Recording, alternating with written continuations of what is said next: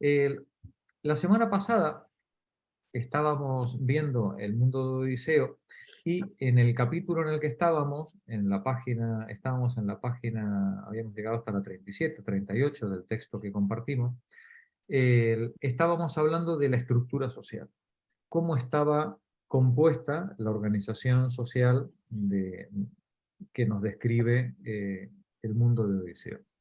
Y entonces veíamos que en la cúspide de la jerarquía social estaban los dueños de los medios de producción, los terratenientes, los propietarios, los dueños de las tierras, los que de alguna manera eh, podían vivir o bien de su trabajo o bien del trabajo de los demás.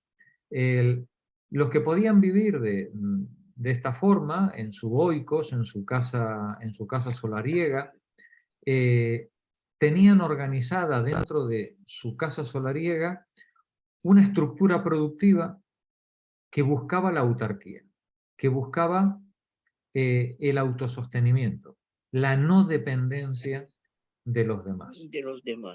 Un oikos, y de ahí nuestra palabra economía, la oikonomía es el arte en la gestión del oikos, el arte en la gestión de la casa, de esta administración, de esta pequeña comunidad autosuficiente que tiene que proveerse pues, de leche, de carne, de tejidos, zapatos, pescados, herramientas, lo básico.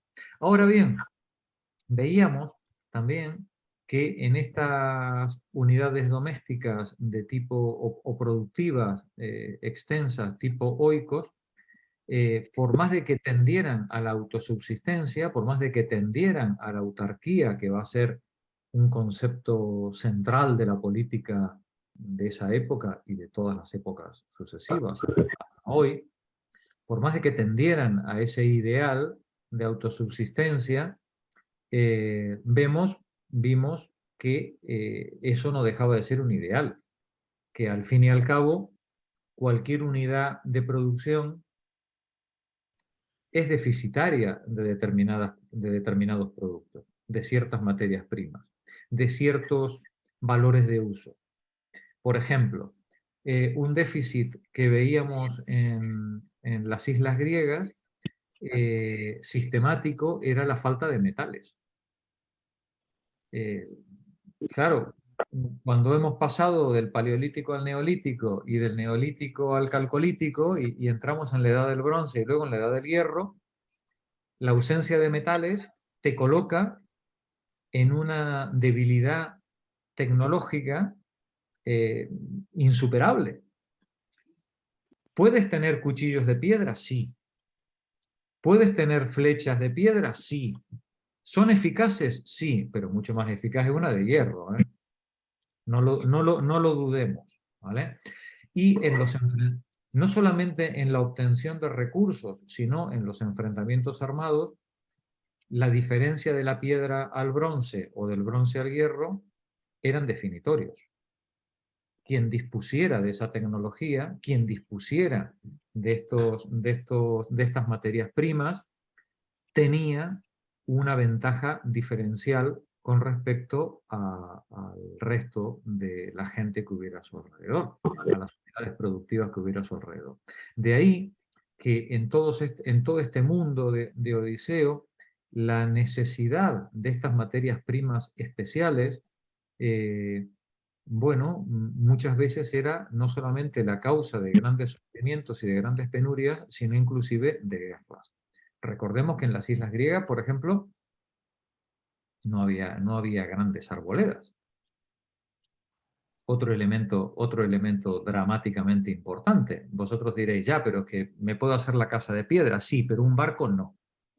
¿Vale? No te vas a hacer un barco de piedra. ¿Vale? Perdona. Si los griegos compraban todo eso, ¿qué vendían ellos a cambio? ¿Filosofía? No. La filosofía tiene un alto valor, pero un bajo precio. ¿Estaban a cambio? Esto es lo que yo me pregunto. Los griegos eran muy exitosos en aceite, por ejemplo, en oliva, en aceite. y eran muy exitosos en el arte de la guerra. ¿Y eso? Bueno, los griegos desde época micénica, cuando cualquier egipcio o cualquier asirio o luego los persas querían contratar soldados de élite, Ah, la tropa de élite solía ser griega. Eh, eran gentes con unas técnicas de combate muy depuradas, muy avanzadas. No solamente los espartanos, no estamos hablando de los espartanos, ¿no? Que eran un caso Pues yo especial. estaba pensando con los espartanos. No, los espartanos, por supuesto, eran unas malas bestias y esos, allí donde fueran, hacían historia, ¿no? En el arte de la guerra. Pero no estamos hablando de los espartanos en concreto, estamos hablando en general del mundo griego. El mundo griego era un mundo de soldados profesionales, de gente que se vendía su servicio, ¿no? Como soldados, Mercenarios. como mercenarios, guardia pretoriana, guardia de élite, tropa de choque para misiones especiales, y eran muy cotizados. Eran muy cotizados. Esto ya nos lo contará más adelante, entrará en detalle José Antón cuando hablemos del arte de la guerra en Grecia, más adelante, cuando lleguemos al mundo de a las invasiones persas, etc. Y ahí veremos, bueno, pues la gran importancia o el gran prestigio, digamos, el gran prestigio que tenían estos griegos en la cuestión de la guerra. No así en la marina. En la marina los griegos se la tendrán que ir ganando poco a poco. A lo largo de los siglos, Grecia se convertirá en una potencia marítima también, pero no será así siempre. Esto será sobre todo pues, a partir de la batalla de Salamina, cuando los griegos se transformen en los amos de toda esa zona del Mediterráneo, ¿no? Pero mientras tanto, la tropa de infantería era la que cualquier reyesuelo de cualquier lugar del Medio Oriente se disputaba como mercenarios para poder hacer las misiones especiales que se les encomendaran. Pero bueno, aparte de eso, además tenían aceite. Y el hecho de tener aceite y el hecho de tener muy buenos soldados y unas técnicas de combate muy depuradas, seguramente pues les permitían comerciar también en situaciones de ventaja, en situaciones óptimas, que otros pueblos no se podían permitir, porque recordemos que estamos en un mundo en el que el concepto de comercio no es como el nuestro. El concepto de comercio, como nos está explicando Finlay, es un intercambio muy rudimentario de valores de uso, de metales por aceite, por madera, ¿no? Es decir, cosas muy básicas, porque la mayor parte de lo que se consume se produce dentro de la unidad doméstica. Estamos hablando de intercambios puntuales y de productos muy concretos que son necesarios, pero que no hacen al grueso del consumo que se tiene en estas islas. ¿Dónde se va a generar la mayor tasa de intercambios? En la costa de Jonia. No en el continente griego, en la península, sino en la costa jonia, en Asia Menor. Ahí es donde se van a producir la mayor parte de los intercambios por muchos motivos. Por muchos motivos. Primero porque son pueblos principalmente marineros, costeros y marineros. Y segundo porque están en un contacto íntimo con todo el cercano oriente y con la península de Anatolia y con los herederos del mundo hitita que colapsó unas centurias antes. Por eso, en la costa de Jonia, en la costa de Asia Menor, es donde van a aparecer las primeras ciudades importantes que van a hacer historia, donde se va a escribir el griego por primera vez utilizando el alfabeto fenicio, donde se va a escribir seguramente la Ilíada y la Odisea, y dentro de unos meses lo veremos, donde va a aparecer la filosofía.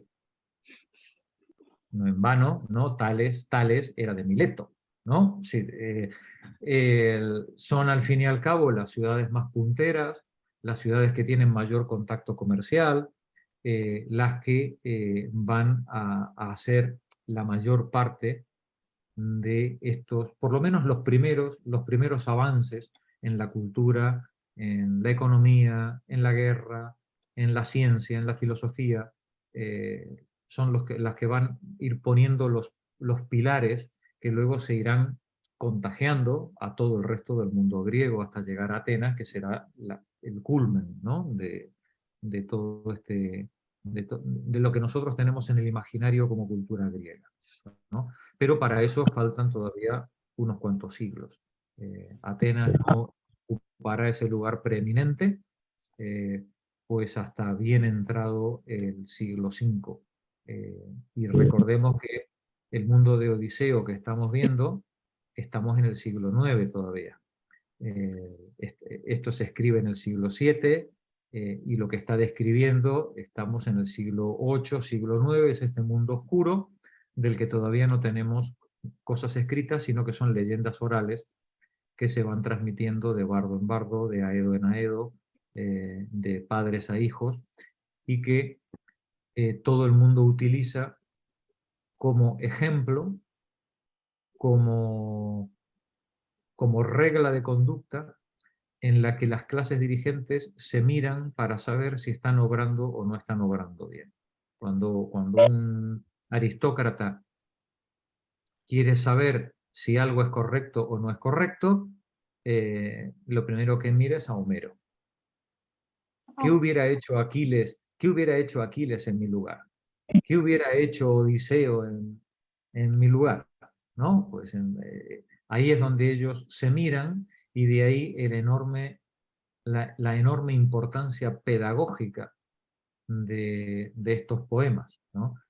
Porque se transforman, se constituyen en un verdadero breviario donde las clases dirigentes iban a beber para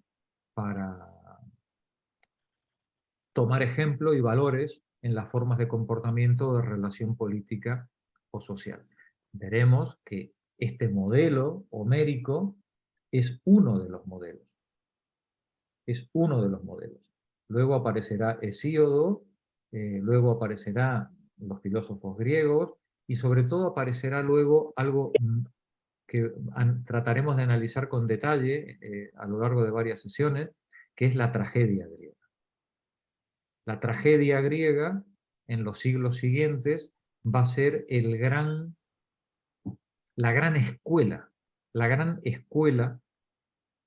política en la que los griegos van a discutir, van a pensar, van a reflexionar sobre las relaciones humanas, sobre los problemas de la vida, los problemas de la muerte, el amor, el odio, el enfrentamiento. Todo esto se va a elaborar y transmitir a través de la tragedia griega, del gran teatro griego, y es donde las siguientes generaciones van a hacer sus debates.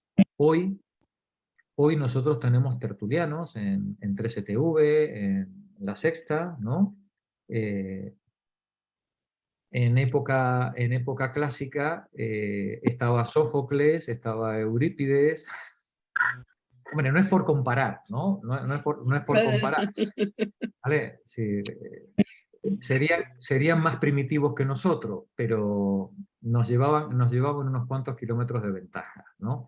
En cuanto al escenario y la profundidad, digamos, del debate político, ¿no? que se hacía en esa sociedad. Bien, estábamos con Homero, y estábamos con este mundo aristocrático en las islas. Los gobernantes o las cabezas de estos oikos, de estas unidades de producción que tendían a ser autosuficientes. Pero, nos decía el autor, además, de los terratenientes estaban todos los demás.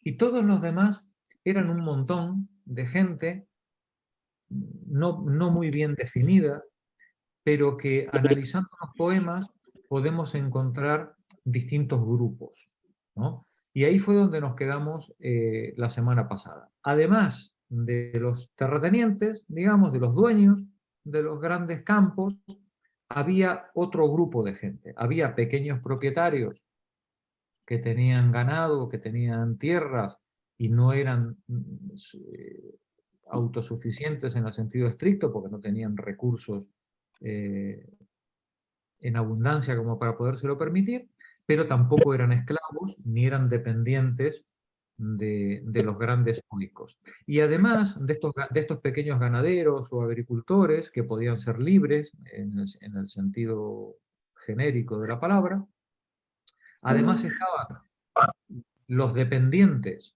de oicos, la gente que trabajaba de alguna manera dentro de la unidad doméstica, y entre estos dependientes de oicos estaban los que pertenecían a la unidad familiar, aunque fuera de manera política, y los esclavos.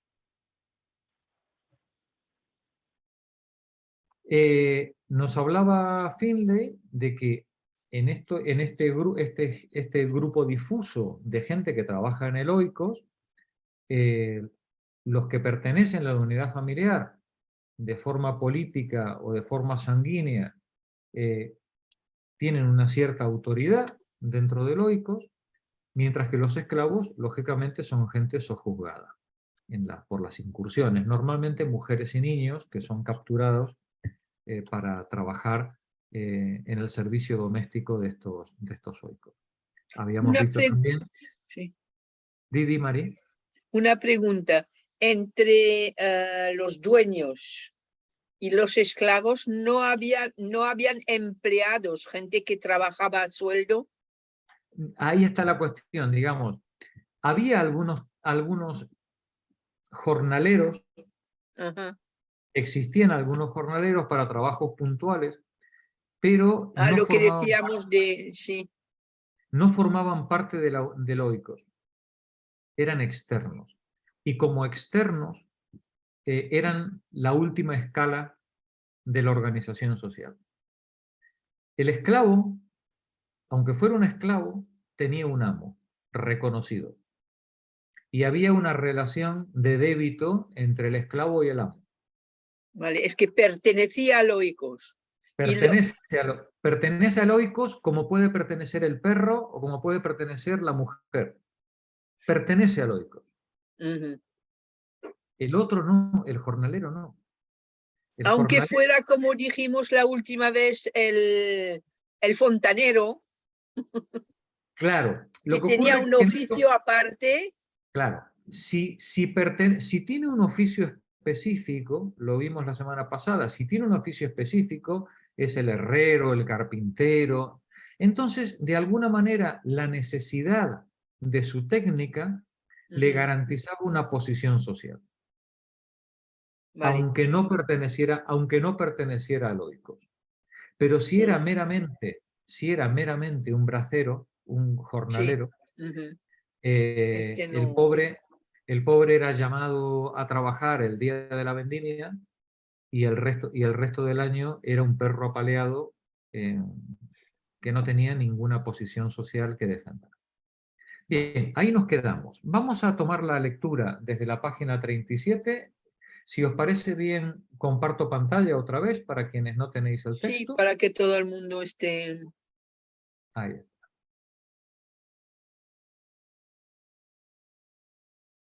Y tú misma, Mari, empieza la lectura. Aparte de los aristócratas, solo quedaban ganaderos o labradores en pequeña escala. A ver. Yo lo que tengo empieza por solo quedaban ganaderos, ¿no? Ahí está. Solo quedaban ganaderos o labradores en pequeña escala, los no aristócratas. En sus casas, la escasez era crónica y no absoluta sino absoluta, como consecuencia de una cosecha perdida o un desastre en sus ganados, bien parcial por falta de equilibrio en el rendimiento. Sus trastornos no son temas de la poesía heroica y ni la Ilíada ni la Odisea informan sobre ese particular. Se puede admitir, no obstante, la inferencia de que algunas de sus dificultades eran aliviadas por trueque, principalmente entre ellos mismos y sin el aparato de un mercado o una feria, absolutamente desconocidos en aquel mundo. Intercambiaban artículos de primera necesidad, materias primas indudablemente bajo los mismos principios de equivalencia, relaciones fijadas por la costumbre y sin ganancia. Los ganaderos y los labradores, incluyendo los tetes, tenían siempre otro recurso para obtener cosas. Podían trabajar. Lo mismo con el trabajo que con el comercio. El juicio moral de la sociedad iba dirigido no al acto en sí mismo, sino a la persona y a la circunstancia. Vuelto a Ítaca, pero todavía disfrazado de mendigo, Odiseo, en respuesta a la oferta burlona de empleo que le hizo Eurímaco, desafió al pretendiente a una competencia en el manejo del arado, tal como, sin disfraz, alardeó de su superior manejo del arco de su lanzamiento de pesos. Pero no se le exigió a Odiseo que arara para poder vivir. De hecho, es obvio que, aunque sabía cómo arar, guardar ganado y construir una armadilla balsa de madera, raras veces hizo uno de estos trabajos en su posición social, excepto como deporte. Esta era la gran línea divisora entre los que estaban obligados a trabajar y los que no lo estaban. Esta era la gran línea divisoria entre unos y otros. Los señoritos lo sabían hacer, pero no tenían obligación. Claro. Y los otros, si querían comer, tenían que hacerlo. ¿Vale? Sí. Termina el párrafo, María. Entre los primeros, los individuos con habilidades inspiradas, los bardos y los trabajadores en metal y otros artesanos, constituían una élite. La prueba, sobre todas, era esta, que es propio de un hombre libre el no vivir al arbitrio ajeno. Es propio, nos dice Aristóteles, es propio del hombre libre no depender de la voluntad. No depender de nadie ajena. Económicamente, ¿no? Sobre todo de la voluntad ajena, ¿no? Es decir, no depender de la voluntad ajena. Es decir, en eso consiste la libertad. Y no depender de la voluntad ajena es, entre otras cosas, no depender económicamente, ¿vale? De otro. Gracias, Marí. Pepa Martínez, adelante. Se ve, por tanto... Si se me oye mal, quito el vídeo, me avisas o me lo quitas tú. ¿Sí? No te preocupes. Se ve, por tanto, que había una clara separación entre los que aún trabajando seguían siendo amos de sí mismos, los ganaderos y cultivadores independientes, y al otro lado los tetes y los esclavos que trabajaban para otros y cuya subsistencia no estaba en sus manos. Los esclavos, por lo menos, eran ordinariamente víctimas de la suerte. El tes, en ese sentido, estaba en peor situación que todos. Voluntariamente alquilaba su dominio sobre su propio trabajo, en otras palabras, su verdadera libertad. El tes estaba en peor situación que el esclavo desde el punto de vista político. El esclavo, al fin y al cabo, había sido capturado. El tes iba a pedir trabajo. ¿No? Continúa, Pepa. Una parte de la psicología sobre el trabajo, con su ambivalencia entre la admiración por la destreza y la artesanía y el desprecio al trabajador como esencial e irremisible ser inferior, encuentra su símbolo en el Olimpo. Después de humanizar a los dioses, el bardo se sintió bastante fuerte para incluir el trabajo entre las empresas celestes. Pero esto envolvía cierta dificultad. Zeus, el insaciable galanteador, Apolo, el arquero, que fue también trovador, Ares, dios de las batallas, eran encarnaciones de atributos y actividades nobles, fácilmente reconstruidas en la imaginación del hombre. Pero ¿cómo podía el artesano que construía sus palacios y hacía sus armas y sus dorado y sus ornamentos ser situado a igual altura que aquellos, sin arrojar una sombra sobre la jerarquía de valores y situaciones en que descansaba aquella sociedad? Solo un dios podía hacer espadas para los dioses. No obstante, debe constituir de algún modo un ser aparte de los demás dioses. Fijaos qué curioso, ¿no? La elucubración de un griego, ¿no? De la época. Sí. Oye, ¿los dioses necesitan armas? Sí. Vale. Y un dios no se puede hacer las armas, porque eso está feo. ¿Vale? Alguien se las tiene que hacer. Pero ¿quién le puede hacer armas a los dioses si es menos que un dios? ¿Vale? Bueno, pues entonces tenemos ahí un dilema de lo más serio para cualquier griego de la élite de la época, porque necesitamos resolver el problema de cómo introducir la artesanía en un mundo divino sin despreciar, sin desvalorar excesivamente la categoría divina que le corresponde a todos los miembros de esa comunidad. Vamos a verlo. Rosa, por favor. La solución. Sí, la solución se halló de una manera impecable. El artesano divino era Hefesto, hijo de Hera.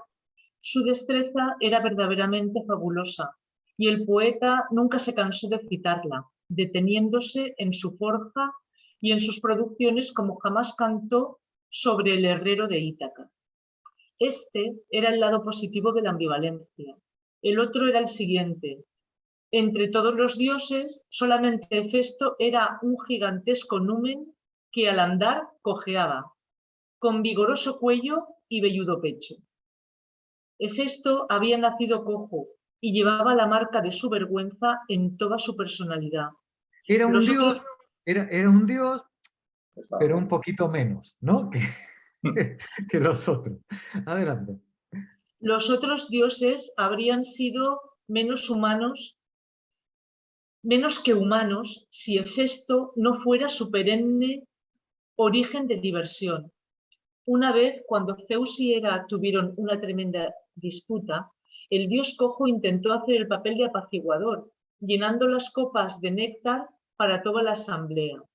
Y una risa inextinguible se alzó entre los bienaventurados dioses al ver con qué afán les servía en el palacio. Y la estructura social del mundo de Odiseo fue salvada. Fue salvada. ¿Cómo la salvamos? Bueno, pues haciendo que el dios que fabrica las armas, bueno, pues sí, es dios, pero es cojo. ¿Vale? Sí, le ponemos un defectillo que lo coloca en un estatus diferente a todos los demás. Tan diferente que los demás dioses se burlan de él y lo usan como bufón, ¿no? Paqui, por favor. De hecho, la imagen en el espejo del Olimpo era aún más sutil. A menudo se relacionaba a Atenea con Hefesto, en lo que atañe al arte y a la artesanía, como en un símil, en que se hace una comparación con un orfebre, hombre experto a quien Hefesto, a Palas Ateneas han enseñado artes de toda especie. Pero no había deformación alguna, ni siquiera una insinuación cómica acerca de Atenea, merecidamente la favorita de su padre entre los dioses. Es decir, no había necesidad... esto es curioso, ¿no? Con Hefesto siempre era todo jiji, jojo, ¿no? Es el cojo. ¿Sí? Con Atenea no, ¿eh? Atenea, que también era una diosa de las artesanías, era un personaje de lo más serio. Adelante, Paqui. No había necesidad de excusar la habilidad manual de Atenea, porque el patrón con respecto al trabajo de las mujeres era diferente.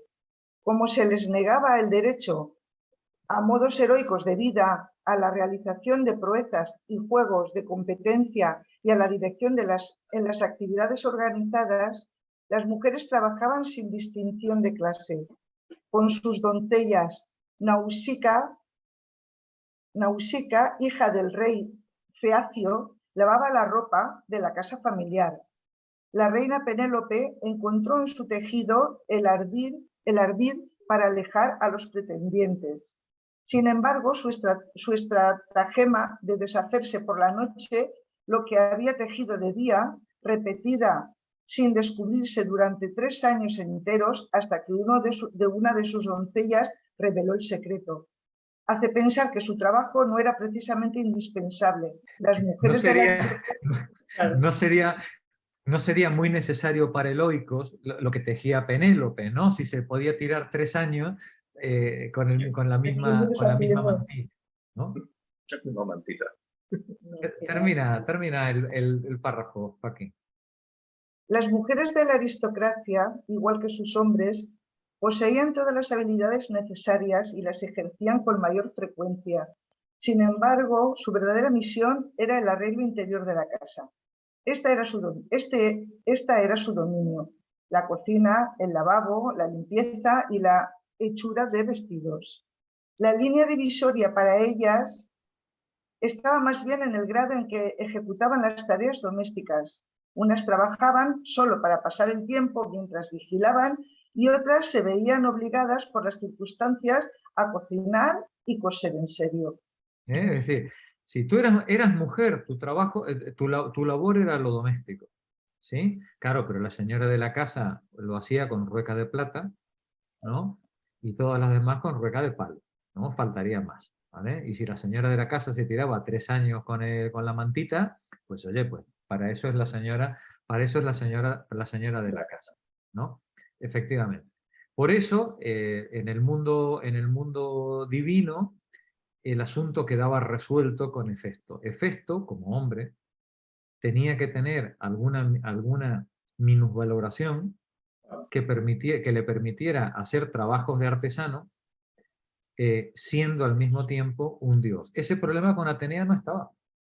Atenea, como mujer, podía ser de forma natural, podía encarnar las artesanías, porque era propio, diríamos, en los carnets de identidad franquistas, eran las labores propias de su sexo, ¿no? Sin ningún problema.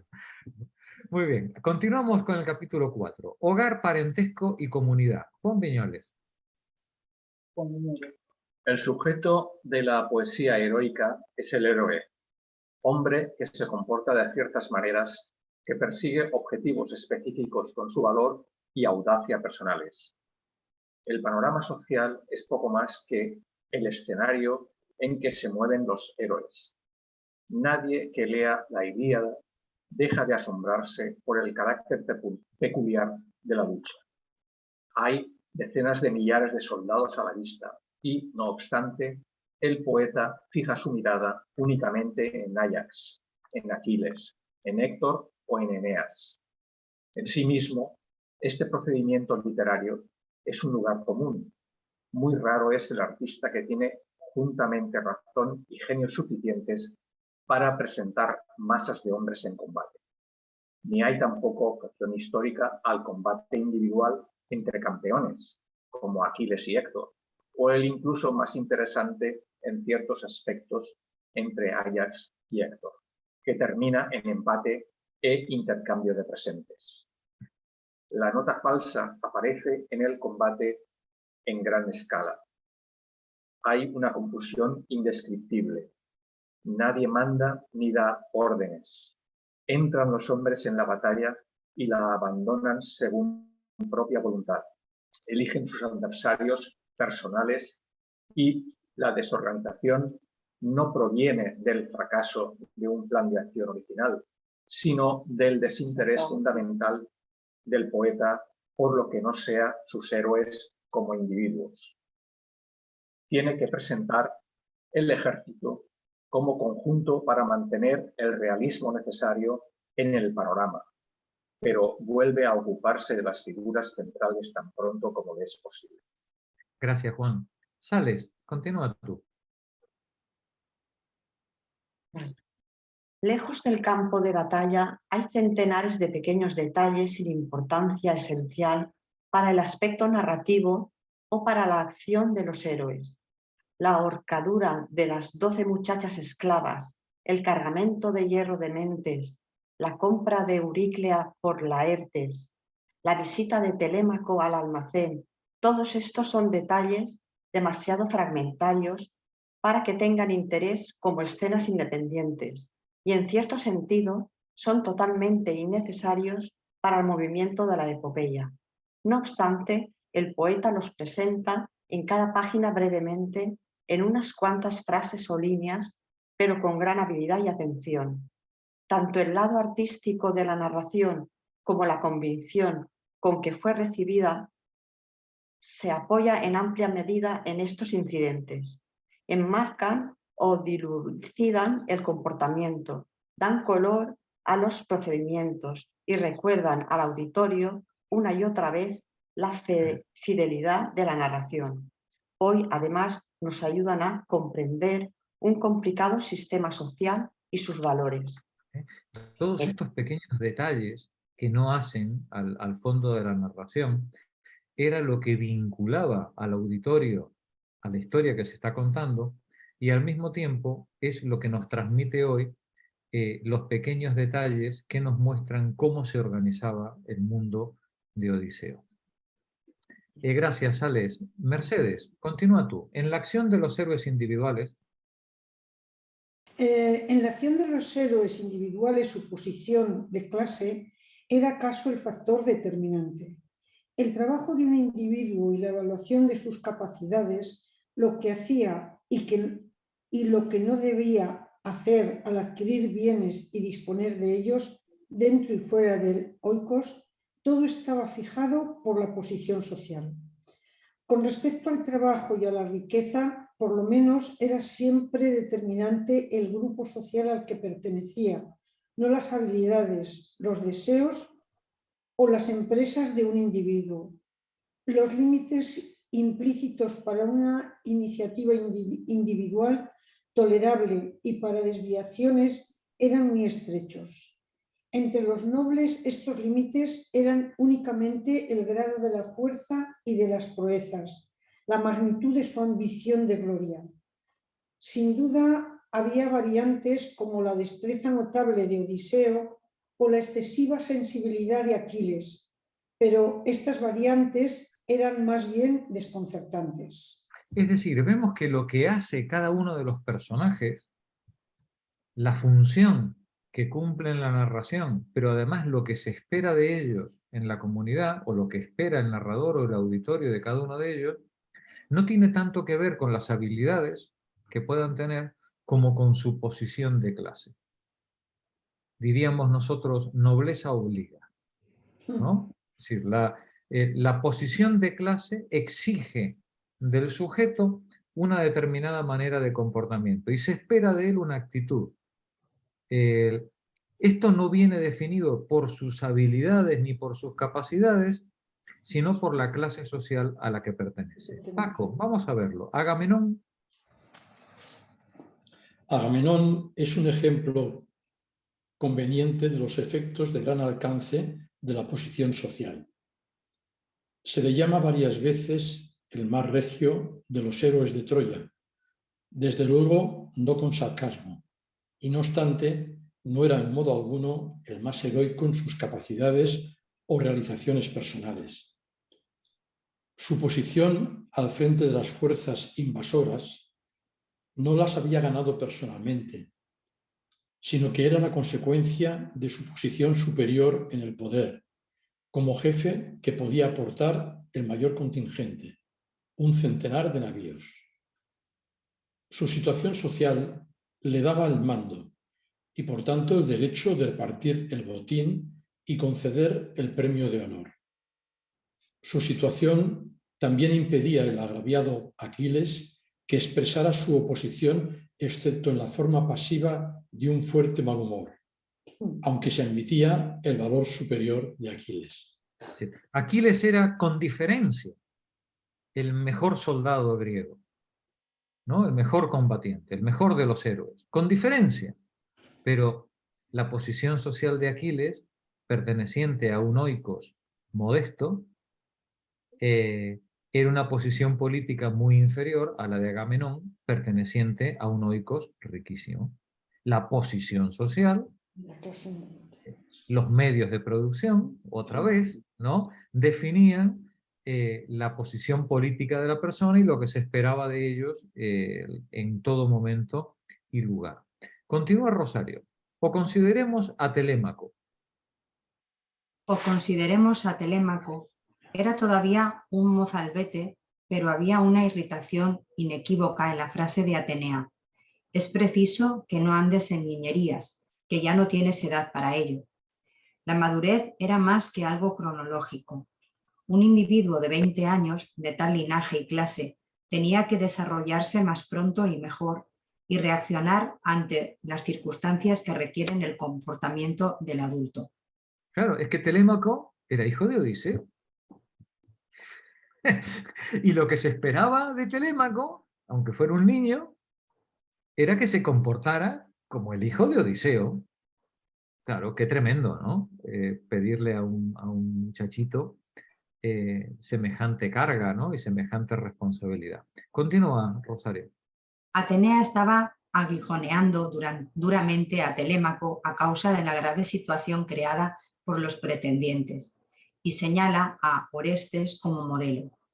¿Por ventura no sabes cuánta gloria ha ganado ante los hombres el divinal Orestes desde que mató al parricida, al doloso Egisto, que le había asesinado a su ilustre padre, Agamenón? Los pretendientes de Penélope no habían cometido asesinatos, ni al comienzo tramaban alguno. Más tarde trataron inútilmente de preparar una celada para asesinar a Telémaco. Sin embargo, Orestes constituía, a los ojos de Atenea, un modelo conveniente para el hijo de Odiseo, tan apartado del tema heroico de la gloria y el honor. Ambos jóvenes afrontaban obligaciones de la misma especie, principalmente las que provenían de la familia, el uno para vengar la muerte de su padre, el otro para conservar su oikos paterno. Gracias, Rosario. Luisa, Orestes y Egisto. Orestes y Egisto, Telémaco y los 108 pretendientes eran todos nobles, pero dentro de aquella clase social había también otro género de relación y de lealtad del grupo, el lazo familiar. Agamenón, como puede advertirse, apoyaba su derecho a mandar los ejércitos griegos en el hecho de que su hermano Menelao era la parte agraviada que había que vengar. Cuando se trataba de actos criminales, era la familia y no la clase o la comunidad la encargada de conservar los patrones de conducta y castigar cualquier violación. Históricamente, hay una relación inversa entre la extensión de la noción de crimen como acto de fechoría y la autoridad de grupo y parentesco.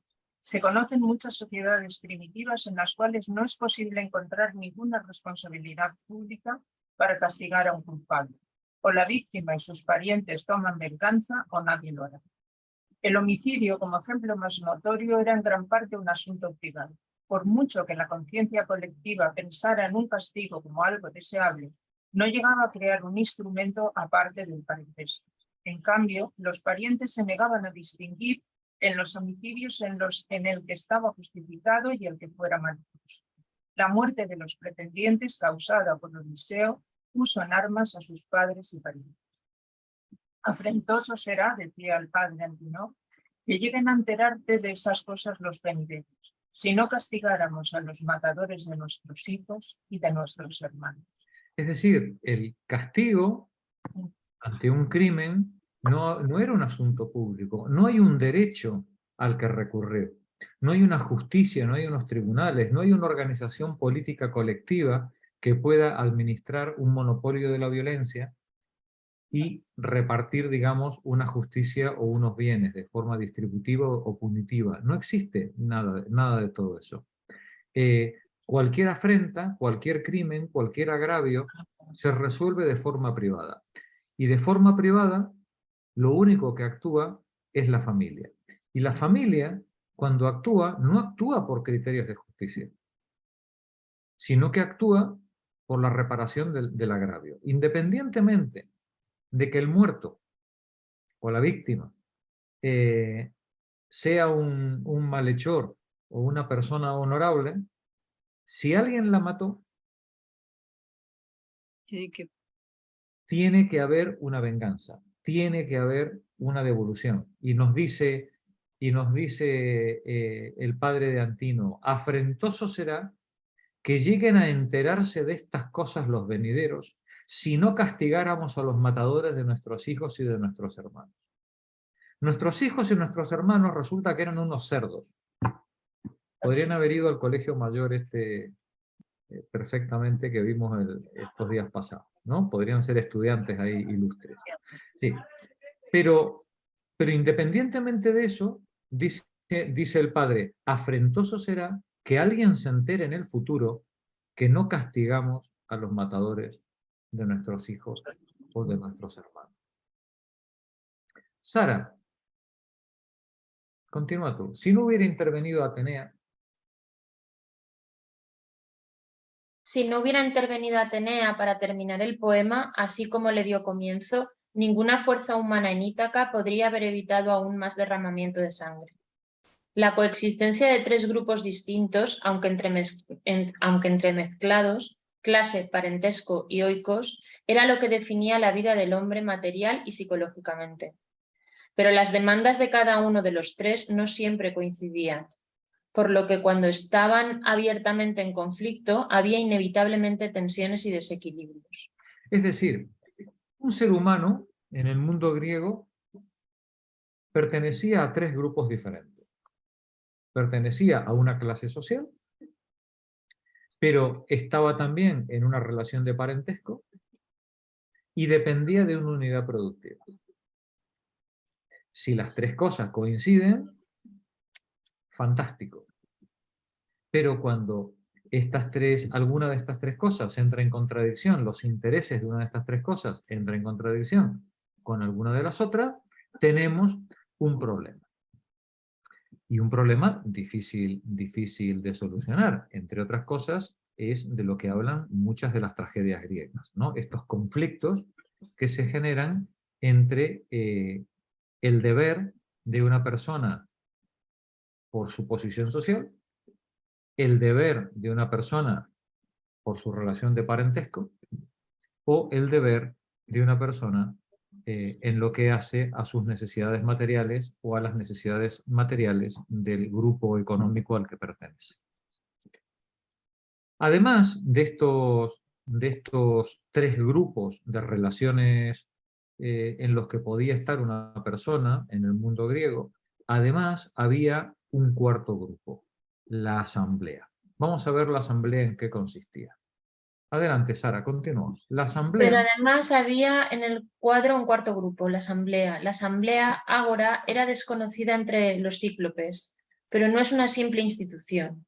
La asamblea requiere una comunidad, una forma de superestructura territorial sobre el parentesco que conlleva una renuncia parcial a su autonomía. Cuando dice a su autonomía, ¿se refiere a la autonomía de la asamblea o a la autonomía de la persona? A la autonomía del oikos. Sí, la autonomía de la unidad de producción. El oikos es una estructura teóricamente autónoma, ¿no? O que aspira a la autonomía. Pero cuando hablamos de la asamblea, estamos hablando de una estructura territorial que es mayor que el oikos, que engloba a distintos oikos y que de alguna manera implica una renuncia, al menos en los asuntos que trate la asamblea, una renuncia del oikos con respecto a esos temas. Es decir, el oikos es autónomo y el señor del oikos toma todas las decisiones.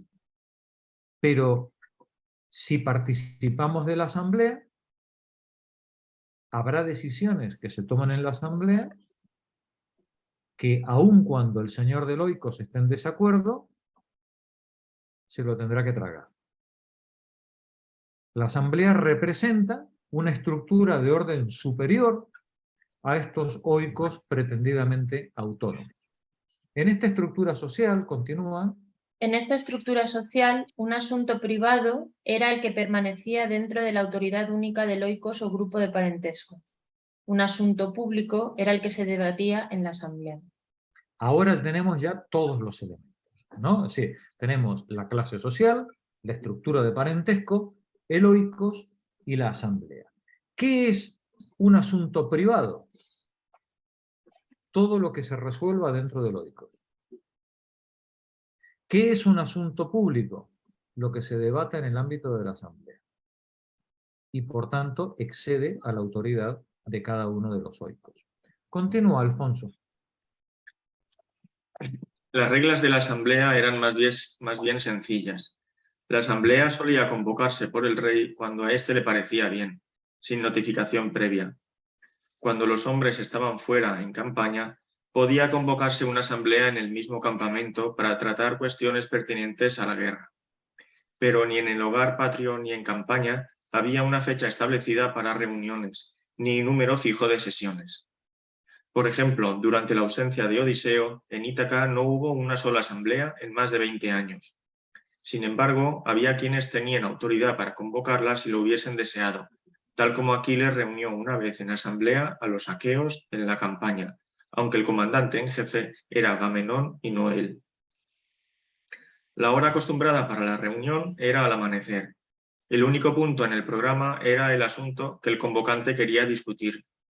Si alguien quería tomar la palabra, se levantaba y mientras hablaba sostenía el cetro que el heraldo había puesto en su mano. El cetro, en sentido enteramente literal, era una varita mágica que hacía al orador físicamente inviolable. La costumbre daba al más anciano la primera oportunidad de ocupar el estrado. El curso de la asamblea se determinaba después por el cariz del debate más que por un sistema de antigüedad. Cuando no había más oradores, la reunión se disolvía.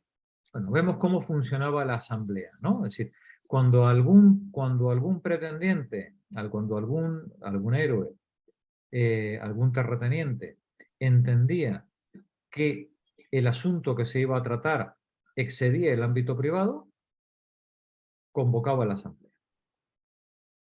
Y al convocar la asamblea, ponía en su voz el problema, exponía el problema y hacía partícipe del problema a todos los demás. Recordemos a Telémaco, ¿no? Cuando convoca la asamblea para protestar del comportamiento de los pretendientes. O recordemos a Aquiles cuando convoca para protestar del comportamiento de Agamenón, ¿no? Sí, son causas por las cuales el individuo entiende que debe pasarse del plano privado al plano público y poner en manos de la asamblea la decisión o el tratamiento del problema que se quiere presentar. Es interesante el funcionamiento de la asamblea. No hay más tema que aquel por el cual se ha convocado. Y en el desarrollo de la asamblea, quien tiene la palabra es inviolable. No se puede interrumpir ni se puede tocar al que tiene la palabra. Y de hecho, utiliza un cetro como varita mágica, ¿no? Que garantiza su inviolabilidad. Quien está en poder del cetro, quien tiene el cetro en la mano, es el que tiene la palabra y nadie puede interrumpirle ni puede tocarle. Continúa, Alfonso. La asamblea no votaba ni decidía. Su función era presentar los argumentos en pro y en contra y mostrar al rey o al comandante cuál era el sentimiento general. La función de la asamblea es conseguir un clamor. Conseguir obtener la manifestación de una opinión. Y ahora la autoridad política tendrá que ver qué hace con esa opinión. Continúa, Alfonso. El único medio de opinar era la aclamación, como el griterío contra una presentación impopular. Pero el rey tenía libertad de desentenderse de la expresión del sentimiento general y de actuar según su propia opinión. Esto, de hecho, fue lo que presentó el tema de la Ilíada. Un sacerdote había venido al campamento aqueo a rescatar a su hija cautiva, Criseida. Hizo una breve súplica y todos los aqueos aprobaron a voces que se respetase al sacerdote y se admitiera el espléndido rescate. Mas el atrida Agamenón a quien no plugo el acuerdo, le mandó en hora mala con amenazador lenguaje. Gracias, Alfonso. Juanra, continúa tú. Lleno de cólera. Lleno de cólera, el dios Apolo descendió del Olimpo y durante 9 días arrojó flechas sobre las huestes aqueas, y continuamente ardían muchas pilas de cadáveres, hasta que Hera tuvo piedad y ordenó a Aquiles que convocara a la asamblea. En esta, Agamenón, en violenta disputa con Aquiles, se inclinó reverentemente ante Apolo, accedió a liberar a la hija del sacerdote y después tomó la decisión personal unilateral de reemplazarla en su cabaña por Briseida, la más preciada entre las cautivas de Aquiles. Un rey o un comandante en jefe no tenía ninguna obligación de convocar una reunión, y no obstante la aristocracia, y en cierto sentido incluso el pueblo, tenían derecho a ser oídos. Los nobles principales servían al rey como un consejo de ancianos, pero sus recomendaciones no comprometían a nada. Pero aunque el rey tenía el poder de decidir solo, sí y sin consultar a nadie, y con frecuencia así lo hacía, existía el temis, la costumbre, la tradición o usos populares. Néstor dice a Agamenón en una reunión de los ancianos. ¿Puedes subirlo? Sí. Debes exponer tu opinión y oír la de los demás. Detente un momentito, Juanra. Sí. Este es un principio clave de la política, que nos enseñan los griegos desde la Ilíada en adelante. ¿El rey puede hacer lo que le dé la gana? Sí. Para eso tiene el poder. Pero va a pagar un precio. La costumbre dice que tú debes oír a la gente que te rodea. La costumbre dice que tú mandas. Sí, por supuesto. Pero tienes que oír, tienes que atender, tienes que exponer tus razones y oír las razones de los demás. Le dice Néstor a Agamenón, debes exponer tu opinión y oír la de los demás. Continúa, Juanra. El rey, que desatendía al sentimiento predominante, estaba en su derecho, pero corría un riesgo. Todo gobernante debe tener en cuenta la posibilidad de que aquellos que están obligados por la ley o la costumbre a obedecerle pueden un día negarse a ello mediante una resistencia pasiva o franca rebeldía. De esa suerte, la asamblea homérica servía a los reyes como prueba de la opinión pública, de igual modo que el consejo de ancianos revelaba el sentimiento de los nobles. Gracias, Juanra. Taina, continúa tú. Ahora bien.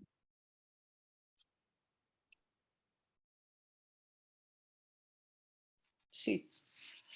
Ahora bien, si el rey podía prescindir de la opinión de la asamblea, por clara y unánime que fuese, es igualmente cierto que el mundo griego se las arregló muy bien, sin reyes durante 10 años y en Ítaca durante 20. Pero esto era posible a causa de la superposición de la comunidad sobre aquel sistema de oikos y grupos de parentesco. La actividad principal de la comunidad a través de la asamblea era la guerra, en particular la defensiva, mientras que los trámites usuales de la paz, la obtención de los medios de vida, el trato social, la administración de justicia, las relaciones con los dioses e incluso las relaciones no belicosas con el mundo exterior, eran en su mayor parte efectuadas por los lazos entrecruzados de oikos y parentesco y clase. Nos dice, la asamblea se ocupaba principalmente de los asuntos exteriores, principalmente la guerra, ¿no? La defensiva. Mientras que todos los trámites de paz, dice, los temas económicos, el comercio, el trato social, la justicia, las relaciones con los dioses, dice, incluso las relaciones de amistad, las no belicosas con el mundo exterior, todo esto formaba parte de la trenza que se generaba en esos lazos entrecruzados entre el oikos, el parentesco y la clase social. Al principio de la sesión hablábamos de los regalos, ¿no? Los regalos son siempre personales. Y como regalos personales, vinculan a los individuos. Ahora bien, esos individuos que han quedado vinculados por el regalo forman parte de una clase social, forman parte de una red de parentesco y forman parte de unidades productivas. El vínculo que el regalo, que el don establece entre los individuos afecta a toda esa red de clase, parentesco y unidades económicas en las que están todos los griegos entrelazados. Sí. Continúa, por favor. Sí. Y el parentesco lo penetraba todo. Su símbolo perfecto era la metáfora del rey como padre. En el Olimpio se llamaba a Zeus, padre de los dioses. En la asamblea o en la ofrenda de sacrificios a los dioses, el rey de hecho actuaba como patriarca. El verbo griego anasein, que significa ser un señor, gobernar, es empleado en los poemas para Zeus, para el rey y para el cabeza de familia de un oikos. Gracias, Taina. Continúa, Irma. Pero gobernar...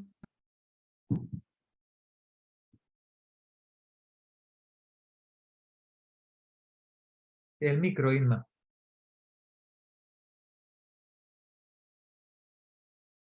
No te funciona. No te funciona. Nada, otro día, no te preocupes.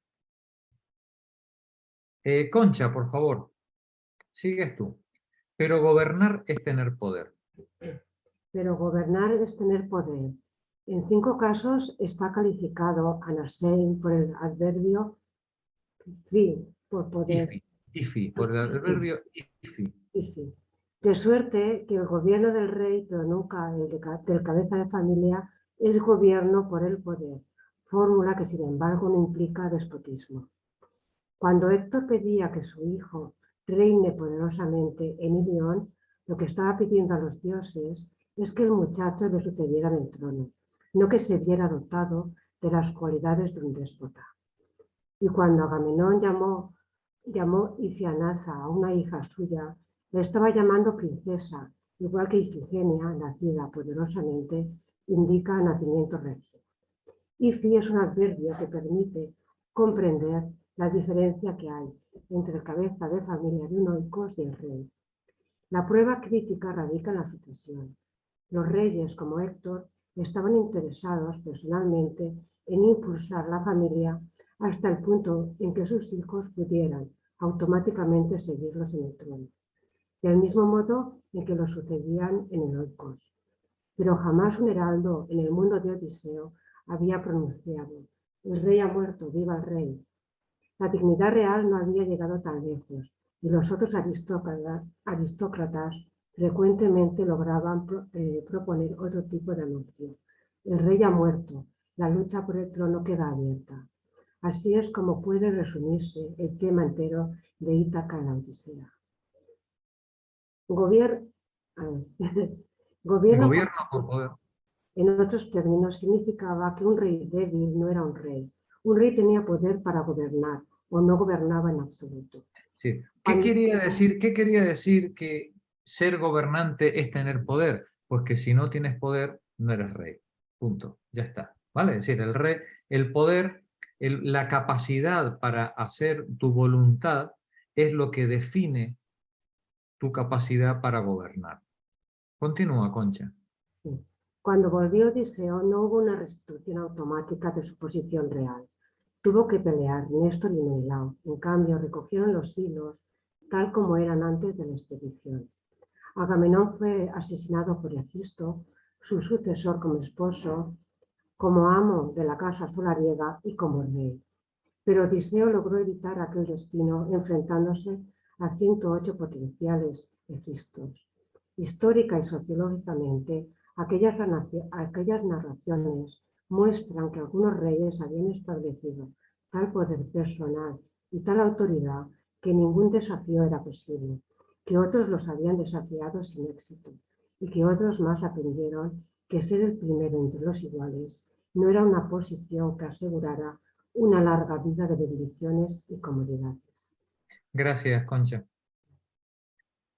Cristina, si estás ahí, sigues tú. Pero en Ítaca, ni aun los arrogantes pretendientes, con todas sus claras amenazas de violencia, pudieron desentenderse totalmente de las reclamaciones de la familia por el trono. En la superficie no se encuentra una sola buena razón por la que siguieron adelante con aquel juego durante tantos años. No solamente reconocieron pública y repetidamente el derecho de Telémaco a su oikos, sino que pusieron la decisión en manos de Penélope, una mujer a quien incluso un Telémaco podía hacer que abandonara la sala del banquete y se dedicara a sus tareas mujeriles. Algunos eruditos han visto en ello un vestigio confuso de un sistema de derecho materno que prevaleció en los griegos siglos antes. Encuentran huellas semejantes en Feacia, y ciertamente el poeta emplea un lenguaje muy extraño acerca de la reina Arete, sobrina y consorte de Alcino, el rey, incluso para subrayar un buen entendimiento y su habilidad para resolver las querellas entre los hombres. Cuando entres en el palacio, aconsejó Nausicaa a Odiseo, pasa por delante de mi padre y tiende los brazos a las rodillas de mi madre, para que pronto amanezca el alegre día de tu regreso a la patria, por lejos que ésta se halle. Pues si mi madre te fuere benévola, puedes concebir la esperanza de ver a tus amigos y de llegar a tu casa bien labrada y a tu patria tierra. Gracias, Cristina. Juan Piqueras, por favor. Ambos, Arete y Alquino, ambos, Arete y Alcino, estaban bien dispuestos como se ve, y Odiseo fue bienvenido con grandes honores. Después de referir muchas de sus aventuras, la reina, que participó plenamente en el festín, contrariamente a todas las reglas de la sociedad griega de aquella época, pidió a los nobles que trajeran regalos. Es mi huésped, pero de semejante honra participáis todos. Ni siquiera Clitemnestra hubiera hablado de esta manera, aunque ella no era ajena a la conjura para asesinar a Agamenón, su señor. Cualquiera que sea la explicación para la súbita adquisición de tan extraño poder de decisión en Penélope, al final el hecho esencial es que cuantos próceres mandan en las islas acordaron que la casa de Odiseo debía ser destronada. Siguiendo esta regla, su sucesor debía también llevarse a su esposa o, según pensaban ellos, su viuda. Insistían sobremanera en este punto y puede pensarse que su razonamiento era el siguiente, que recibiendo Penélope en su lecho a pretendiente de su elección, cierta sombra de legitimidad, aunque oscura y ficticia, se extendería sobre un nuevo rey. Penélope disfrutaba misteriosamente esta prerrogativa. Gracias, Juan. Rosa, continúa tú. Sin embargo,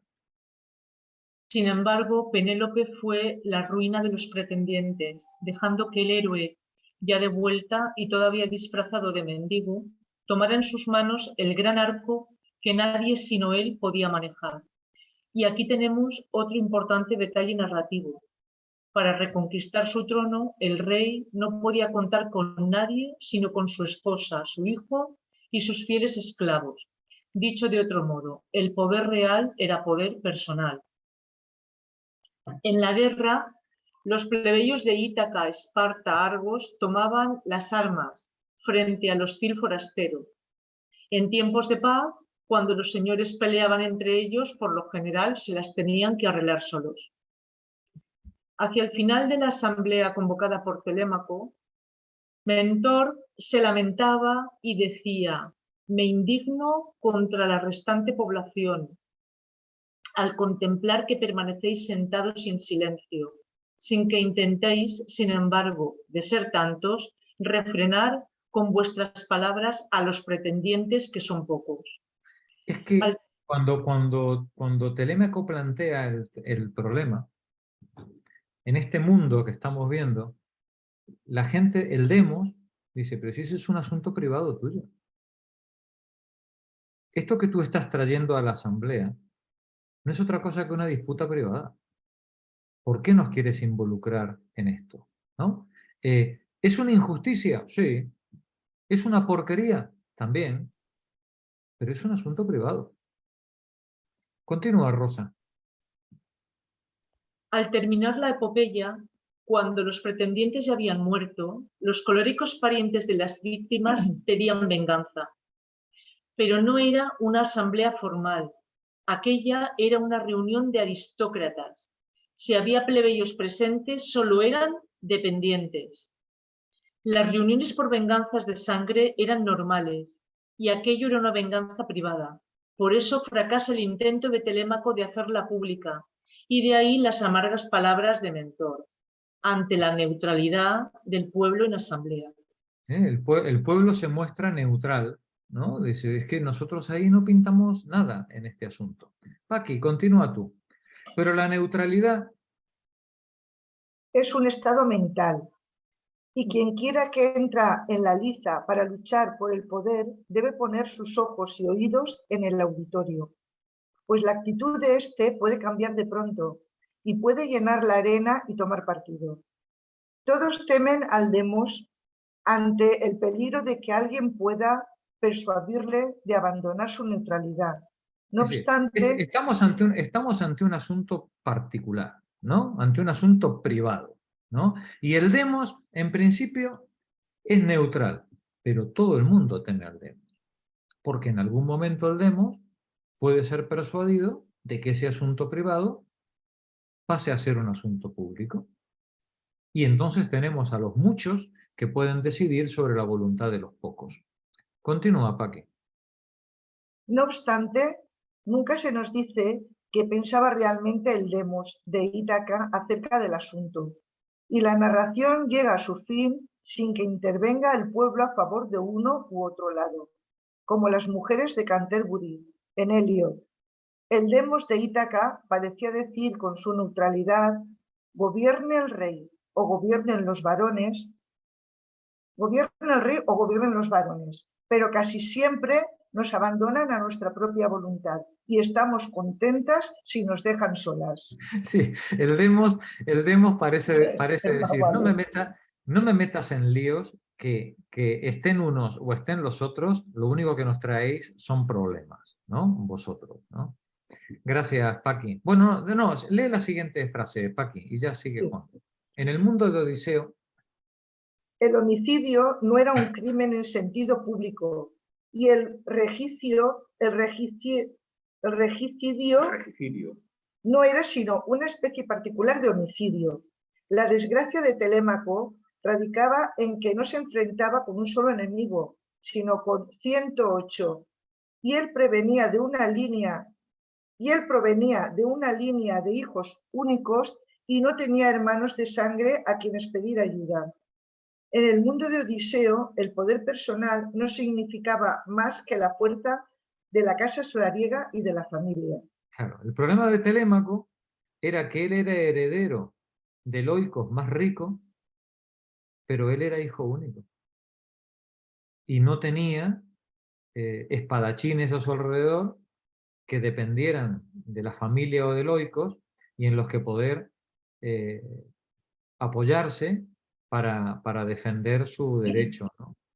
Él estaba ante un problema privado, ante un agravio de tipo privado, y siendo el más rico o el heredero más rico de toda la contornada, no tenía recursos para hacer frente a 108 agresores que se le estaban presentando todos los días en su casa. Juan, vamos a ver, la base de la riqueza y el poder. La base de la riqueza y poder era la posesión de tierras y ganado, sin los cuales nadie podía llegar al rey. Mientras reinaba el rey, gozaba asimismo de una hacienda separada llamada temenos, que la comunidad ponía a su disposición, única excepción a la regla. En la lista de ingresos reales venía enseguida el botín, término que abarcaba todo: ganado, metales, mujeres cautivas y cualquier otro género de riqueza que fuera manejable, excepto la tierra, por la sencilla razón de que las guerras no se hacían para obtener tierras y no conducían a su adquisición. Después venían los regalos, dados sin fin y citados sin cesar. No hay palabra que denote obligación como impuestos o derechos feudales que se encuentre en los poemas como pagos de la gente al gobernante aparte del contenido de la prerrogativa especial en la distribución del botín y de la carne de los animales sacrificados. A veces la dádiva puede no ser muy voluntaria, y aun siendo obligatoria es de otro orden que el impuesto fijado con su carácter abiertamente coercitivo. ¿Cuál era el contrarregalo para el pueblo? La protección y defensa común, y en los asuntos extranjeros, construcción de murallas, mando personal en la batalla, etc.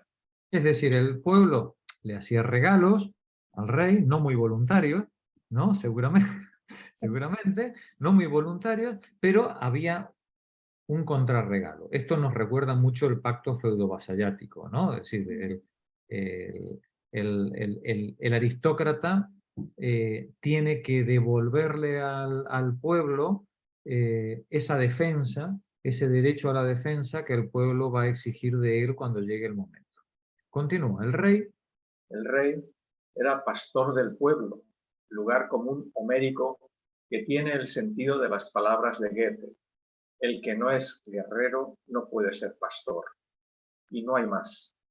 Toda relación entre el buen gobierno y la fecundidad de la tierra es un anacronismo perteneciente al mundo de Hesíodo y no a la Odisea.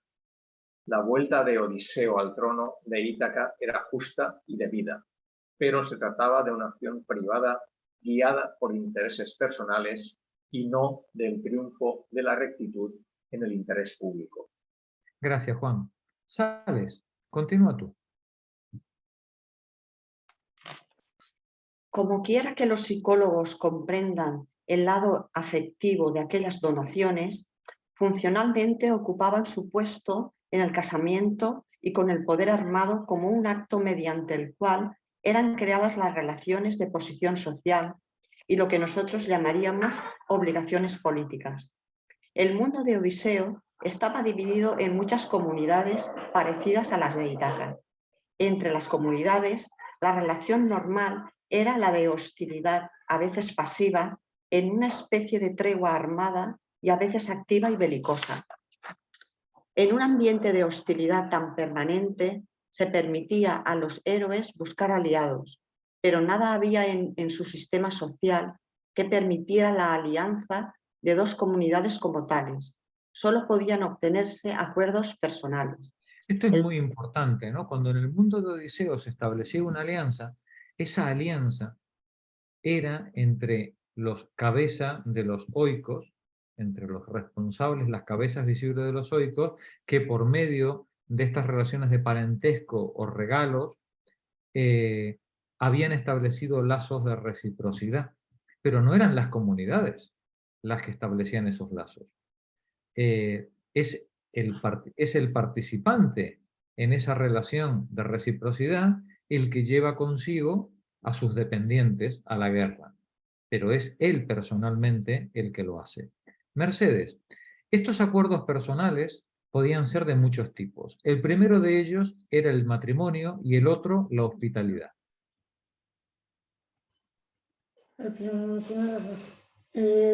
Cuando Diomedes y Glauco fueron a encontrarse en el espacio que mediaba entre ambos ejércitos, el primero se detuvo y preguntó: ¿cuál eres tú, guerrero valentísimo de los mortales hombres? Jamás te vi en las batallas donde los varones adquieren gloria. La respuesta de Glauco fue un largo recitado de 65 versos completos, la mayoría de los cuales trataban de las hazañas heroicas y de los descendientes de su abuelo Belerofonte. Sus palabras finales fueron: tal alcurnia y tal sangre me glorío de tener. Continúa el poeta.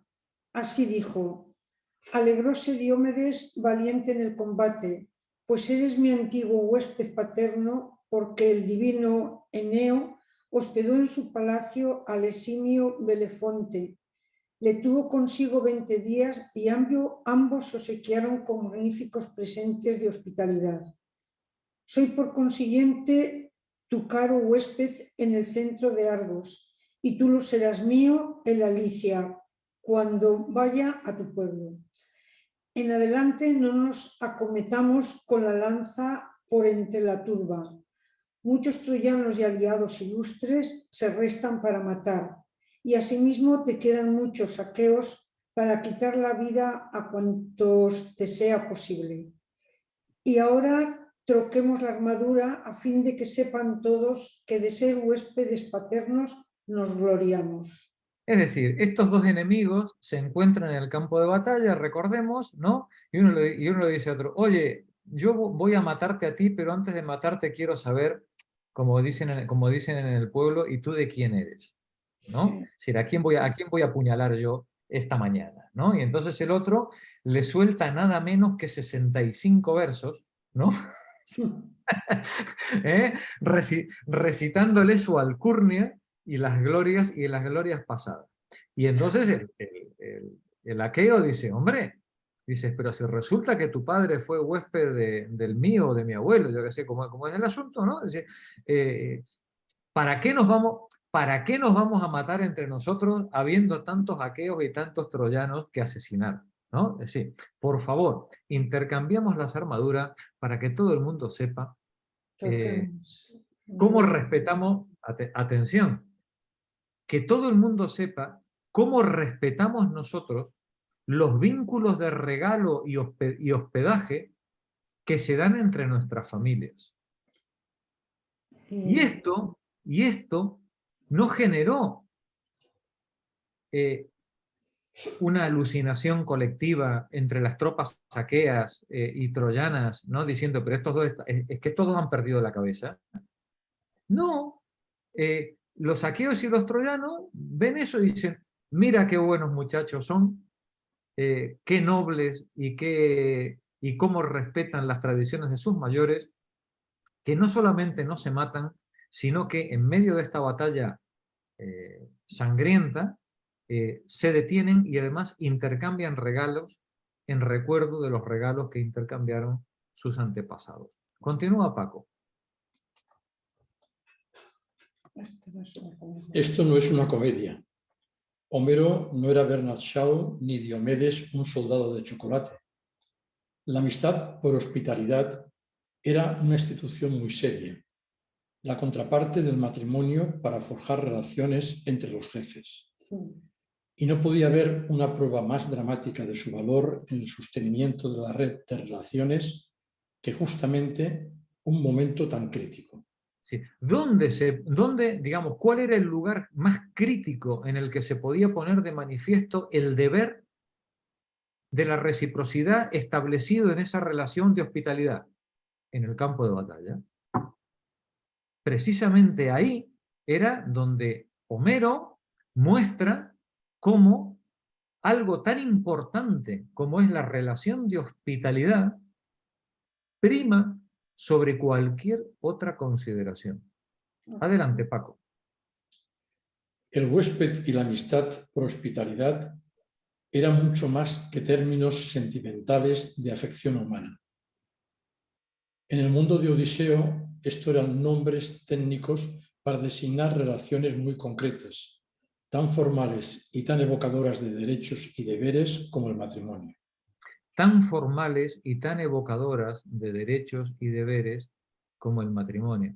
Sabéis que en todo chiste, digamos, cuando se hace una gracia, una broma, todo chiste, para que haga gracia, tiene que presentar una disonancia con respecto a algo verdadero, ¿no?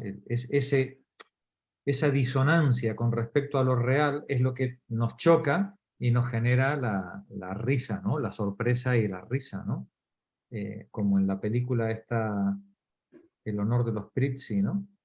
Cuando le dice el jefe mafioso le dice al muchacho que tiene que asesinar a su mujer, a su esposa, ¿no? Tiene que matar a su esposa porque es una... Bueno, ya veréis la película. Y el muchacho se queda así sorprendido y dice, pero ¿cómo voy a matar a mi esposa si la quiero? ¿No? Y le dice el jefe mafioso, dice, no te lo tomes como nada personal. ¿Vale? ¿No? Sí, evidentemente, sí, la relación de hospitalidad es una institución tan sólida, tan formal, nos dice el autor, y tan evocadora de derechos y deberes como el matrimonio. Es una cosa muy seria. Tanto que define quiénes son los aliados o los enemigos, incluso en una situación de guerra. Continúa, Paco. El término amigo huésped... El término amigo huésped no es sino la convencional y torpe traducción del xenos griego en uno de sus sentidos. La misma palabra griega significa extranjero, forastero y algunas veces huésped, confusión que simboliza la ambivalencia que caracterizaba todos los tratos con el extranjero en aquel mundo arcaico, uno de cuyos polos se expresa como temor, suspicacia, desconfianza del extranjero, ilegitimidad, falta de parentesco, mientras en el otro polo estaba la obligación humana general de la hospitalidad. Esta paradoja era un modelo de la ambivalencia básica del mundo heroico hacia el extranjero no invitado, de la oscilación rápida entre un temor profundo justificado y una pródiga hospitalidad. Gracias, Paco. Rosario, esta ambivalencia la subraya el poeta, ¿no? Por ejemplo, con el acontecimiento de los cíclopes. Adelante. El poeta subraya esto. Cuando habla de los cíclopes, en el verso donde Odiseo pide a Polifemo la hospitalidad tradicional y éste le contesta con el más descarado cinismo: a ti te devoraré, el último de todos los que te acompañan. Tal será el don hospitalario que te ofrezca. Los cíclopes, dijo Polifemo, no se cuidan de Zeus, que lleva la égida, ni de los bienaventurados númenes, porque aún les ganan en ser poderosos. Pero el gigante hubo de pagar muy pronto sus ibris, engañado por la astucia superior de Odiseo, temeroso de los dioses. Es decir, el poeta subraya la importancia de este concepto de hospitalidad con la historia de Polifemo. Cuando Polifemo coge a Odiseo en la gruta, ¿no? Recordemos también que Odiseo y los suyos se estaban zampando todos los acopios de comida y de queso que tenía Polifemo, pero bueno, de eso corremos un tupido velo. Polifemo se va a empezar a comer a los griegos, y Odiseo le reclama que por favor le trate con la hospitalidad de vida que los dioses exigen, ¿no? Concretamente Zeus. Y entonces Polifemo se burla, que no le tiene miedo a Zeus, precisamente por ser quien es, un cíclope, se burla de él y le dice, bueno, pues mira, haciendo honor a mi deber de hospitalidad, a ti te voy a comer el último. Pero Homero nos hace saber, al final de esta historia, que el gigante, que no quiere cumplir este deber de hospitalidad al que le obliga a Zeus, por mucho que pueda, va a pagar su ibris, va a pagar su desmesura, víctima del engaño al que va a ser sometido por Odiseo, que sí era, aunque fuera un sinvergüencilla, temeroso de los dioses, ¿no? Continúa, por favor. Detrás del cuento de hadas hay una revolución social. En los tiempos primitivos, el hombre vivía en un estado de lucha y de guerra permanente y a muerte con el forastero. Después intervinieron los dioses y un nuevo ideal se ofreció al hombre. Todos los forasteros y pobres son de Zeus. En lo sucesivo, los hombres tenían que seguir un difícil sendero entre los dos, entre la realidad de una sociedad en la cual el extranjero era todavía un problema y una amenaza, y la moral naciente, según la cual el forastero estaba en cierto modo protegido por el escudo de Zeus. La amistad por hospitalidad aflojaba la tensión entre los dos polos. El extranjero que tenía un senos en tierra extranjera y todas las demás comunidades eran tierra extranjera, poseía un eficaz sustituto del parentesco, un protector, representante y aliado. Tenía un refugio si se veía obligado a huir de su patria, un almacén al que acudir cuando se veía obligado a viajar y una reserva de hombres y armas si había de combatir. Todo esto eran relaciones personales, pero con los señores poderosos lo personal se mezclaba en lo político y de esta manera la amistad por hospedaje era versión homérica o precursora de las alianzas políticas y militares. Vemos la tremenda importancia que tenía esta relación de hospitalidad en la medida en la que, estableciendo relaciones, vínculos personales entre los miembros de un oikos y los miembros de un oikos extraño, al mismo tiempo se traducía en grandes, o se podía traducir en importantes o grandes o extensas alianzas políticas y militares. Continúa la lectura, Luisa. El primero entre los iguales. El primero entre los iguales significa igualdad de posición social con respecto a las dos relaciones pacíficas que podían establecerse más allá de las fronteras de la comunidad, el matrimonio y la amistad por hospitalidad. Existía un tercer género de relación, sin embargo, en el que se manifestaba la desigualdad, la relación de dependiente.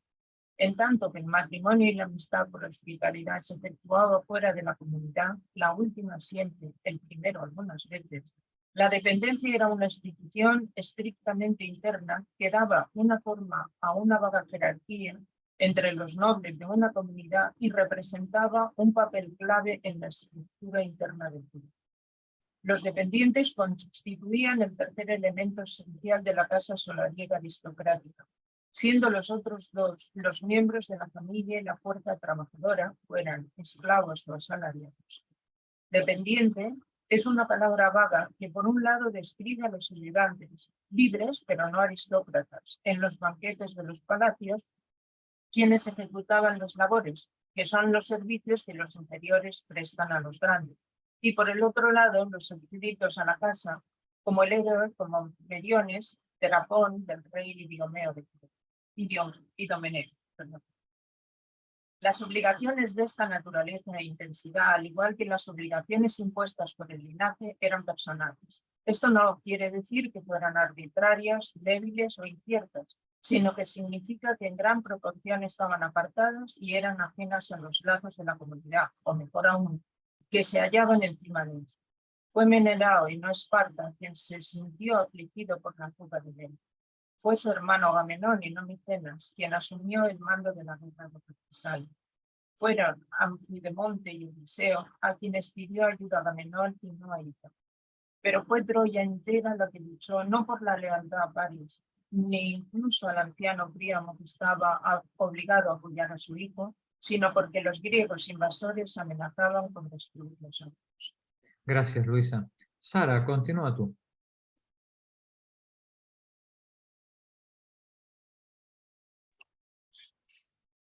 La situación y comportamiento de cada individuo se hallan atravesados por la acción recíproca incesante entre la casa solar, el parentesco y la comunidad en la patria y en el exterior. Y el elemento preponderante es el oikos, la gran casa solariega noble con su cuerpo de esclavos y plebeyos, sus dependientes aristocráticos y sus parientes y amigos. Pero faltaba un poder coercitivo superior, problema principal al que se enfrentarán los futuros filósofos y moralistas. Es decir, estamos ante una organización política donde todo lo que no es las relaciones de guerra están sometidas al ámbito privado. No existe una institución, un estamento, una autoridad, ni un marco jurídico al que poder dirigirse para solucionar los problemas entre los particulares. No hay, nos dice el autor, un poder coercitivo superior. Este va a ser el gran problema político y filosófico que se va a presentar en Grecia y en Roma a partir de este momento.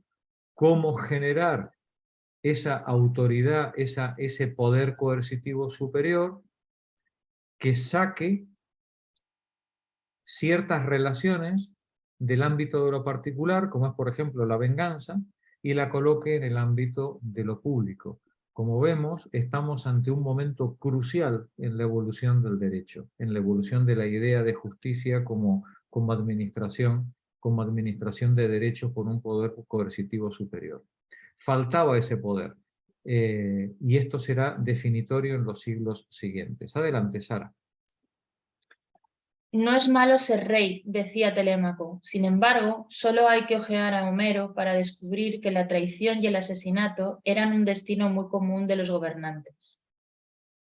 Zeus olímpico mismo había llegado a ser jefe de los dioses, derribando a su padre Cronos y a los otros titanes. Y antes que él, Cronos halló asimismo el sendero del poder de modo sangriento.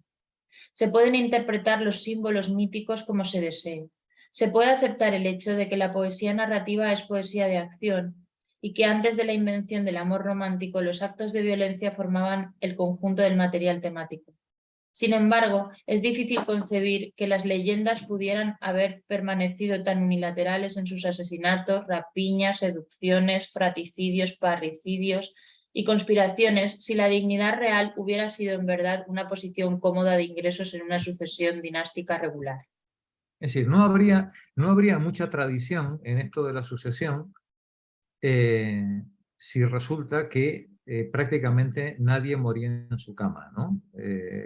Seguramente el asunto de la sucesión era un asunto que dependía más del poder, de lo fáctico, que del derecho o de las expectativas. Alfonso, continúa tú. Tampoco se trataba meramente de un conflicto abierto sobre quién hubiere de ocupar el trono. Detrás de esto surgía una solución más fundamental y a la larga decisiva. Al fomentar sus propios intereses y los de su casa solariega, el rey aristócrata se convertía en agente del principio de comunidad. Cuanto más fuerte era el sentido de comunidad y más amplios sus poderes, más grande era el rey y más segura su posición. A cambio, la aristocracia pedía la hegemonía para el oikos, para su clase, bajo un rey a ser posible, y sin rey si era necesario. Homero registra muchos incidentes en este conflicto y no guarda en secreto su propia preferencia por el gobierno real, principalmente en su idealización del gobierno real entre los feacios. No da clave alguna sobre el resultado, pero nosotros lo conocemos bien. Por el tiempo en que fue escrita la Odisea, la derrota de los reyes había sido tan completa que la dignidad real había desaparecido en la mayor parte de la Hélade. En su lugar, los aristócratas gobernaban como grupo, sin que hubiera entre ellos uno que fuera el primero. Pero entonces se encontraron los aristócratas con una amenaza, ni siquiera soñada en el mundo de Odiseo: el demos. Casi siempre espectador pasivo en los primitivos conflictos políticos, comenzó a conocer su propia fuerza y su capacidad para gobernar. En la época en la que Homero está escribiendo esto, el demos está asomando la patita y se transformará en un elemento político central de los siglos sucesivos. Juanra, ética y valores. Ya entramos en la parrilla de salida ya de este texto. Vamos a ver las últimas líneas. Y creo que este capítulo os va a interesar especialmente por la manera de pensar y de sentir que nos puede transmitir respecto de este mundo griego. Juanra, por favor, ética y valores.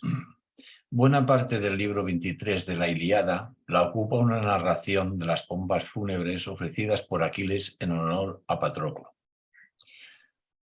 Frente a las huestes aqueas, los mejores atletas, entre los héroes, compitieron en los juegos tradicionales griegos: la carrera de carros y la carrera a pie, el boxeo, la lucha y el lanzamiento de peso.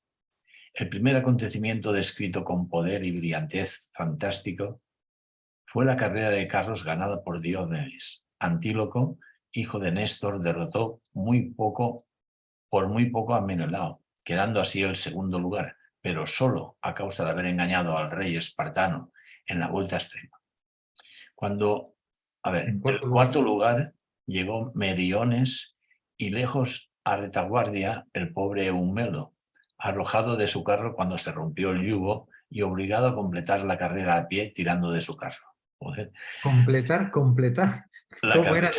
¿Cómo eran los griegos, ¿no? Es decir, has empezado una carrera, pues tienes que terminar la carrera. No sé si eran más brutos ellos que los caballos. tirando del propio carro. Qué fuerte. Qué fuerte. Adelante, Había Juan. un premio para cada competidor, en una sucesión especificada por Aquiles de antemano. Diomedes se llevó inmediatamente la esclava y el trípode designados para el vencedor. Después Aquiles propuso que se diera un segundo premio, el segundo premio, una yegua a Eumelo, como muestra de compasión por su mala suerte, y el público asintió por aclamación, igual que si estuvieran reunidos en una formal asamblea. Entonces Antíloco se levantó y habló de su derecho. Oh Aquiles, mucho me enfadaré contigo si llevas a cabo lo que dices. En cuanto a Eumelo, tenía que rogar a los inmortales y no habría llegado el último de todos. Si compadeces y es grato a tu corazón, como hay en tu tienda abundante oro y posees bronce, rebaños, esclavas y solípedos caballos, entrégale, tomando todas esas cosas, el premio aún mejor que este, pero la yegua no se la daré, y pruebe de quitármela quien desea llegar a las manos conmigo. Aquiles sonrió y se la concedió. Pero levantóse, joder, aquí todos son peros, pero levantóse Menelao, afligido en su corazón y muy irritado ante Antíloco. El heraldo le dio el cetro y ordenó a los argivos que callaran, y el varón, igual a un dios Isóteos, habló diciendo: Antíloco, tú que antes eras sensato, ¿qué has hecho? Desluciste mi habilidad y atropellaste mis corceles, haciendo pasar delante de los tuyos que son mucho peores. Ea, capitanes y príncipes de los agravios, juzgadnos imparcialmente a entrambos. Gracias, Juanra. Okay. Mari, continúa tú. Sin embargo,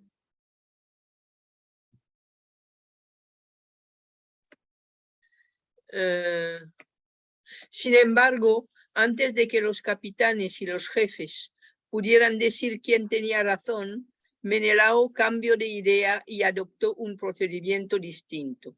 Y si queréis, yo mismo lo decidiré. Y creo que ningún dánao me podrá reprender porque el fallo será justo. Ea, Antíloco, alumno de Zeus, ven aquí. Y puesto como es costumbre delante de los caballos y el carro, teniendo en la mano el flexible látigo con que los guiabas y tocando los corceles, jura por Poseidón, el que ciñe la tierra, y que si detuvisteis mi carro fue involuntariamente y sin dolo. Pero el hijo de Néstor, que antes era sensato, hasta que su ansia de ganar lo impuso a la trampa, había por entonces recuperado su prudencia lo bastante como para negarse a este desafío y perjurar en nombre de Poseidón. Se excusó, ofreció la yegua a Menelao y restableció la paz. Fijaos qué interesante la anécdota que se narra aquí, porque nos pone ante una característica psicológica del mundo griego muy peculiar.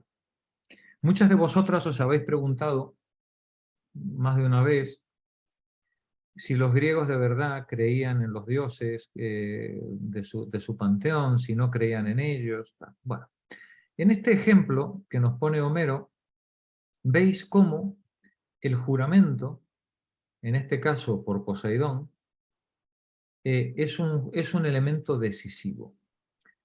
Se le pide a este señor que diga bajo juramento si hizo trampa o no hizo trampa en la carrera.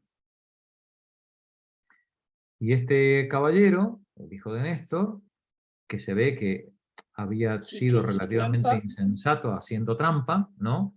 El tipo, ante el juramento que se le está pidiendo, no puede atreverse a ofender a Poseidón. Él reconoce que hizo trampa. Y con esto el asunto queda zanjado. Se podría haber zanjado de otras muchas maneras, pero en este caso Homero nos pone ante, ¿cómo diríamos?, el temor ante lo sagrado, el temor ante lo divino, que puede mostrar cualquier griego normal. En cualquier creyente de cualquier religión. Sí, de cualquier religión, digamos, no se jura en falso, ¿vale? Sí, el juramento en falso tiene consecuencias. No es el caso de Polifemo. ¿Os acordáis? Es la contrapartida al tema del cíclope, ¿no? Que el cíclope le importa un pito el deber de hospitalidad que manda Zeus, ¿no? y lo paga, ¿no? En este caso, este otro señor, pues ante el juramento al que se vio obligado, tiene que reconocer la verdad y que hizo trampa. Continúa, por favor. A ver, que me he perdido, que has movido la... Sí, se excusó, nos decía que se excusó, ofreció la yegua a Menelao y restableció la paz. Homero dio a esta escena la forma externa de un ágora regular, cosa que indiscutiblemente no era ni tenía que ser. Menelao reclamó su derecho y podía elegir entre varios métodos, ninguno de los cuales exigía una asamblea. La cuestión entre él y Antíloco podía someterse a un arbitraje, como propuso al principio, o podía decidirse por un juramento. Los dos procedimientos eran absolutamente iguales en validez y plenamente intercambiables. Eran dos maneras de afirmar el derecho, y los dos eran definitivos, sin que fuese necesario apelar a ninguna otra autoridad terrenal. Si la solución hubiera sido desviada y no justa, entonces los dioses tendrían que disponer el debido castigo. Si, por ejemplo, Antíloco hubiera aceptado el desafío y perjurado, sin duda Poseidón habría tomado venganza implacable por un insulto tan grande a su nombre inmortal. Pero no era asunto de los mortales hacer el cargo de falso juramento. La primera cuestión de justicia estaba entre Antíloco y Eumelo. Antíloco eligió un tercer método, juicio por combate armado, y la decisión tomada de esa suerte, si se hubiera aceptado, también habría sido definitiva. El vencedor tenía razón. Hay aquí un peculiar matiz, aunque de poca importancia. Entre Antíloco y Eumelo no había cuestión de hecho. Eumelo había llegado el último y Antíloco le habría ganado incluso si hubiera corrido sin percances. Sin embargo, Antíloco podía haber elegido entre arbitraje o juramento, de igual manera que Menelao podía haber propuesto a Antíloco una decisión con la espada. Con variantes en los detalles, estas eran las tres maneras, las únicas tres, de que disponían los héroes homéricos para decidir sus disputas sobre derechos. Es decir, un griego de la época, un héroe, tenía tres herramientas para hacer valer su derecho. La lucha armada, si he vencido es porque los dioses están de mi lado y por tanto el derecho es mío, ¿no? El arbitraje, lo que diga el público es la verdad y no hay más y todo el mundo a callar. Y por último, el juramento, algo que nadie se atrevía a romper o a perjurar. Continúa la lectura, Taina, por favor.